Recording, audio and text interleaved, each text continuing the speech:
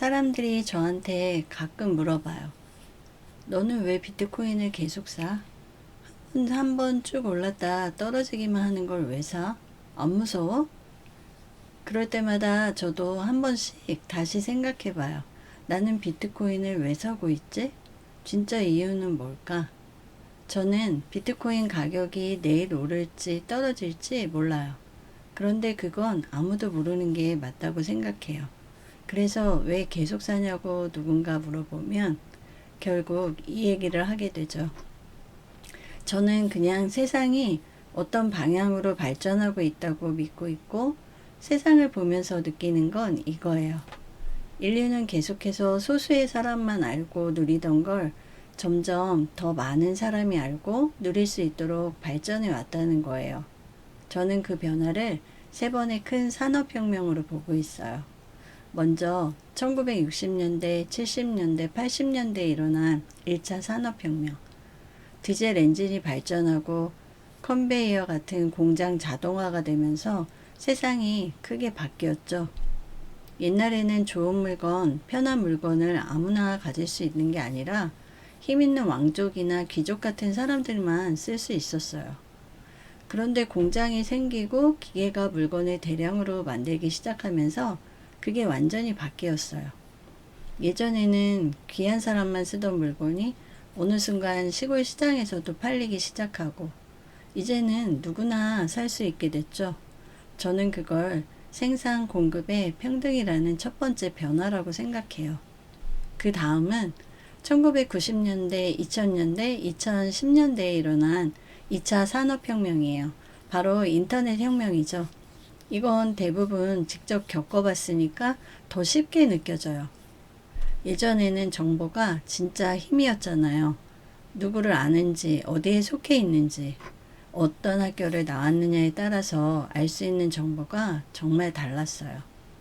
그런데 인터넷이 집집마다 들어오고 핸드폰으로 누구나 볼 수 있게 되면서 세상이 또 한 번 완전히 달라졌어요. 예전에는 소수의 사람만 알 수 있었던 정보, 직접 가서 보고 들어야 알 수 있었던 이야기, 돈 많고 시간이 많은 사람만 배울 수 있었던 것들이 이제는 누구나 검색 한 번이면 세상의 거의 모든 정보를 바로 꺼내서 볼 수 있는 세상이 됐어요. 정보의 평등이라는 두 번째 변화죠. 그리고 2020년대부터 시작된 3차 산업혁명이 지금 2026년에도 계속 진행 중이라고 생각해요. 2020년대부터 앞으로 30년에 걸쳐 일어날 변화죠. 저는 그 마지막을 메타버스 세상이라고 생각해요.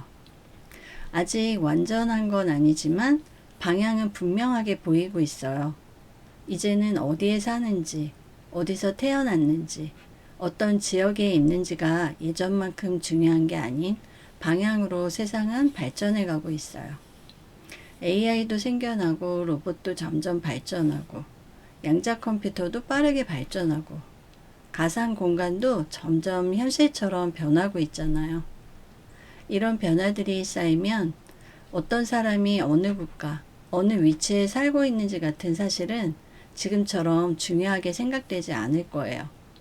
쉽게 말하면 이런 거예요.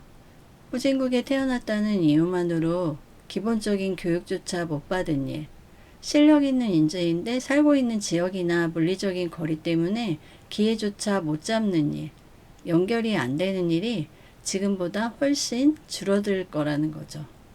저는 이걸 공간과 지역의 평등이라는 세 번째 변화라고 봐요.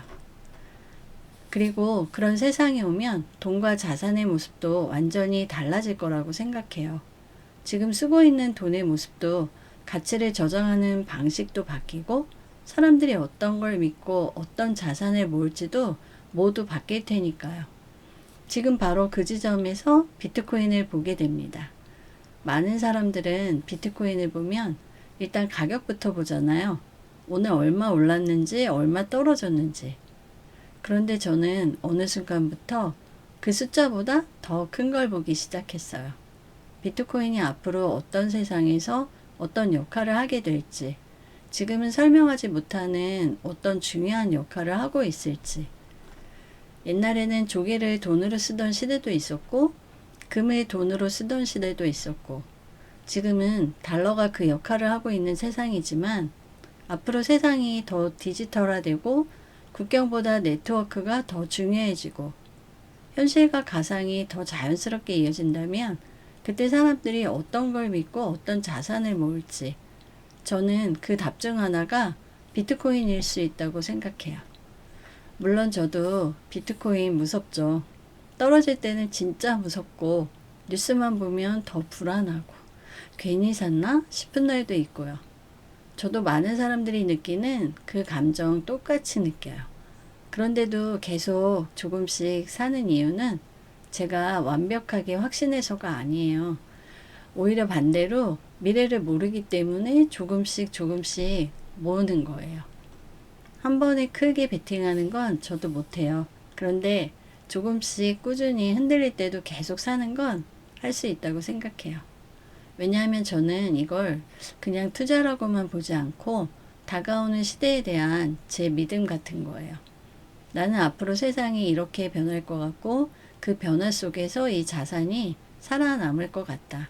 이런 생각을 행동으로 옮기는 게 저에게는 비트코인 DCA예요. 그래서 저는 비트코인 살 때 내일 얼마가 될지보다 20년 뒤에 25년 뒤를 더 많이 생각해요. 그때쯤이면 지금과는 정말 많이 다를 거라고 생각하고 지금 너무 당연하게 생각하는 돈의 모습도 가치도 지금과 같지는 않겠죠? 결국 그 시대에도 살아남는 자산은 누구도 쉽게 늘릴 수 없고 누구나 확인할 수 있고 국경을 넘어 어디서든 인정받을 수 있고 디지털 세상과 자연스럽게 연결될 수 있는 자산일 거라고 생각해요. 그래서 저는 비트코인을 계속 삽니다. 지금 당장 완벽한 자산이라서 사는 게 아니라 내일 당장 오른다고 확신해서 사는 것도 아니고요. 그보다 저는 앞으로 오는 세상에서 비트코인이 분명 어떤 역할을 하게 될 거라고 믿어요. 예전에도 큰 변화는 처음엔 늘 이상해 보였잖아요.